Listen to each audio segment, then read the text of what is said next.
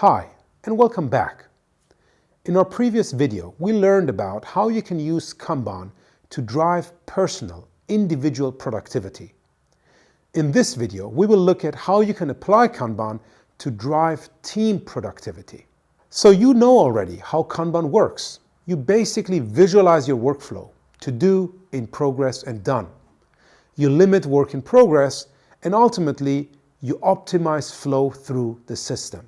So if you have a team of, let's say, 6 team members, and you want to ensure that each of those team members is being as productive as possible, this usually goes hand in hand with focusing on as few things as possible, ideally one. So maybe you ask your team to implement a work in progress limit of 6, which in average would mean every single team member is working on one item and they don't start on working on anything else before they finish their part on this specific item. This also has the benefit that your team members start collaborating. Because if a single item takes more than one person to finish, but one of the people has already done their work, they cannot go and select a new item if the work in progress limit is set as 6.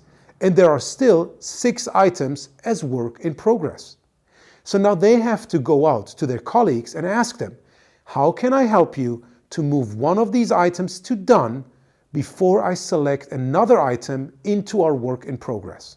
You can also apply the work in progress limits to drive further collaboration, to drive, for example, pair programming or pairing if you're not working in a software context. Let's say again, you have a team consisting of 6 team members. If you reduce the work in progress limit, the VIP limit, to 3, your team actually has to do pairing, because otherwise they can't actually do their work. So work in progress limits are also a lever you can pull to drive certain behavior. Be it collaboration in general, where people start supporting each other to move items to done before they select something new, or actually intense pairing on specific items to drive knowledge transfer from one team member to another. Last but not least, you can use your Scrum retrospectives as a team to drive the flow of items through your systems. There are multiple things you can do. For example, reduce the VIP limit to as low of a number as possible, because the lower the VIP limit, the more people will focus on those items, the faster those items will move to done. Another thing you can do is to make your items as small as possible, because the smaller each item is, the faster they move through work in progress, and the more flexibility, the more agility you have by working on the highest priority item, especially when your priorities change, and delivering those items faster to your customers. And last but not least, think about what kind of adaptations, what kind of additional features can you implement in your Kanban board.